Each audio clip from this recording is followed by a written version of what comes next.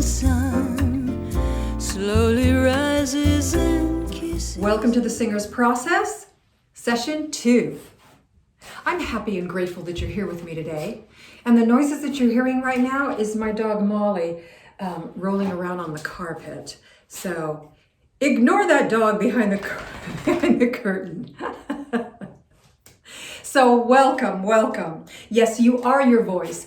I'm going to teach you how to connect to your instrument, your voice. My goal with the Singer's Process is to create a mindset that will lay down a foundation for you to have the understanding to put these tools together for you as a singer. It's a mind-body connection. So when you are ready to take the stage is yours. Whether you're singing in a cafe or whether you're singing in a stadium, it's the same. And this is going to be empowering for you in your everyday life because it's going to give you insight into something you didn't know before and you didn't have before. So it's going to become a part of you. You know, a lot of times I will compare singers to instrumentalists and the differences between us and also the similarities. And for an instrumentalist, they learn the music by applying their technique, by how they hold their instrument, what they have to do to create the music and the tones. But for a singer, it's a little different because you are your instrument. When I say to you, bring more colors, I want a little bit more resonance right here, that's not outside of yourself, right? You don't hold something else to get there. It's you that creates that music. Singing is a natural process. Let the voice go where it wants to go. You've got to trust it because nature already says, when I get into this register, I need to do this. But we hold it. We try to pull up maybe too much chest voice, right? Because all of a sudden when we get into a higher register, it sounds so thin. You know, I don't like that sound, right? But if you don't let the voice go into the proper register, right? If you don't have the proper placement, the voice is never going to grow. You're never going to be able to create and develop the harmonics in the voice and the colors and the tone and the shimmer. You're not going to be able to direct it where you want to go. So let nature work with you, right? The voice, when we try to strong arm it, it'll let you know in no uncertain terms that you're messing with it. You're screwing it up, right? And it will humble you. I mean, it's done it to all of us, right? I mean, the warning signs. Does your voice crack when you get to a certain point? When you're pushing a little bit, all of a sudden, you got that glitch going on when you push for a note? Do you sing only in your chest voice? Down here. Do you not know how to get anywhere else? You've got one voice, different registers, right? But it's one voice. And you'll learn with me how to slide into, how to, in a very relaxed way, how to go from one register to the next and back and down and around where it's easy. If any of these things are happening to you, then you've got to learn to adjust your placement. The voice needs to be free in order to develop. It can't be pulled down. If you sing only in your chest voice, you're going to lose your top register. You just will. It will become thin because you're trying to pull up too much lower end, too much sound from the bottom to the top. You've got to let those registers happen. I have a lot of people ask me, how do you know when you're singing correctly? Well, when it's right, it's never wrong.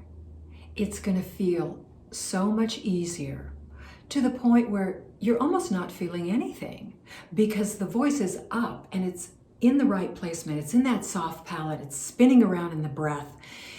And you can go anywhere with it. It becomes dynamic. You have total control over your voice. I want to talk to you about the soft palate.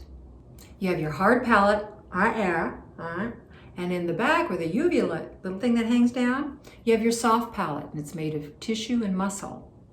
Every time we breathe in, and again, this is natural, our soft palate is going to lift.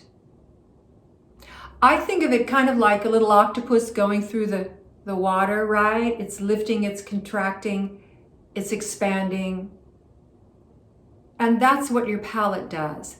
When you sing, it is a very important part. When we sing high, the soft palate looks like it's contracting and going up. When we sing low, speak low, when you speak love to me, it's going to relax. So when you're singing high, and I'm just doing that for fun, it contracts. Because think of it like a bingo ball that on the lotto sucks up and it's spinning. That's where the breath is spinning.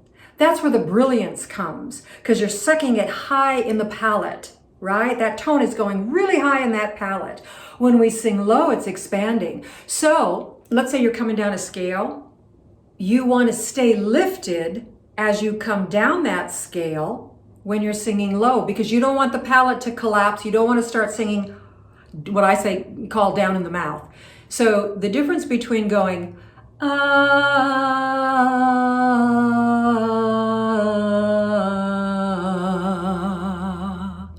and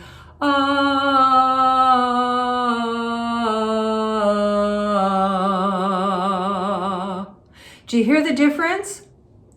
It might be a little bit subtle. One's lifted, the first one's lifted, the second one is not. I'm not staying lifted as I come down the scale. Think of it like a little magic carpet ride. So you want to be on that magic carpet. Remember those old Sinbad movies of the 60s? I love those. Those are so much fun. That you want to float down on that magic carpet, opposed to clunk, clunk, clunk, clunk, clunk, clunk, clunk, clunk, stumbling down the stairs, right? Boom, boom, boom, boom, boom. Here comes Thor. Oh, not the good Thor, but like boom, boom, boom, boom. That kind of thing. Part of technique that we will get into next week, by the way, in session 3. Doing a lot of hands-on about that in session 3. But the palate is so very, very important. After this session, I'd like you to go to a mirror in the bathroom or wherever. Open your mouth, and just start, make a bunch of noise, and watch what your soft palate does. How you can manipulate it, right? How you can have command over it. Well, I'd like to recap from last week. Ask you guys, how did it go for you? Did you write out the lyrics? Did you speak them? Have a conversation? Did anything change for you? Was your phrasing a little different? Was your interpretation a little different? Did you pull out a couple of nuggets from the recording? Did you get a metronome or download an app on your phone and just mess around with some different tempos? Drop me a line in the comments. Let me know how that worked for you. If you have any questions on that, we'll always be continually adding on to that, because it's a layer on top of a layer on top of a layer. And we're building that foundation for you to have as a singer. So thank you so very much. Follow me on YouTube and Instagram. And I hope this was helpful for you. So take care. Thanks. And I'm proud of you.